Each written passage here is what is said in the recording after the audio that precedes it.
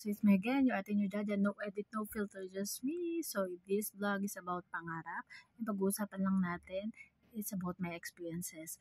So ang mga pangarap ay nagsisimula sa maliit. So lahat ng bagay nag-i-start sa maliit.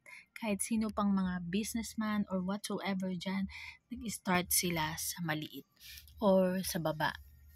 What I'm trying to say is, huwag kang magmadali. Okay? Lahat ng bagay na pag-aaralan, lahat ng bagay ay pinoproseso.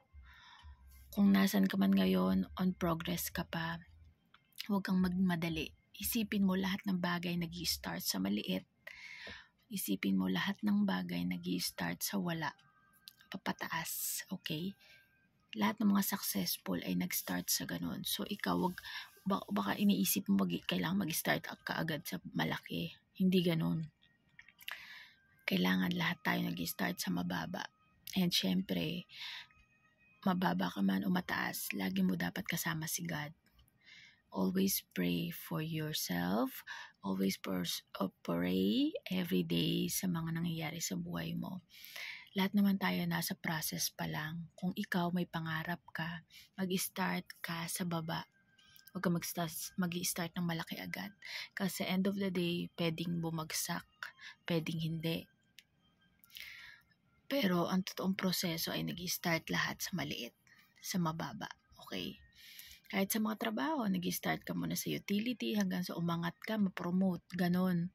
So, ikaw, huwag ka masyadong nagmamadali, okay? Ang nagmamadali, matitinik na malalim. Ganon. O, diba? So, what I'm trying to say is, ang pangarap, nagsisimula lahat sa maliit ang isang pangarap. Okay? Kaya, huwag kang magmamadali. So, kung napanood mo tong video na to, it's a sign. Okay? Huwag kang magmadali.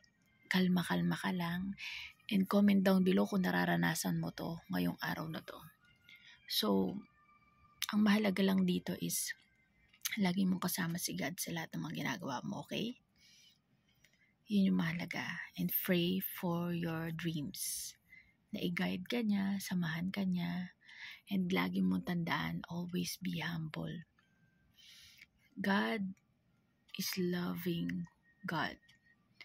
He loves us unconditionally, kahit nagkakamali tayo, kahit wala tayong pake, but still He is there to support us. Okay? So, pakita natin sa Kanya na may time tayo for Him. Okay? And ang mga pangarap natin is galing sa Kanya. Pag pinapakitaan ka na niya ng vision, magsimula ka na. Magsimula ka na sa baba, papataas. Soon, makakamit mo lahat ng pangarap mo. Tandaan mo yan. So, nothing is impossible with God. Okay? And kung di ka pa nakasubscribe sa channel ko, don't forget to subscribe and don't forget to like, share, and subscribe to my channel. Click the notification bell for more upcoming videos. And thank you for watching. Kung bago ka pa lang dito, comment down below. Bye! See you in my next vlog!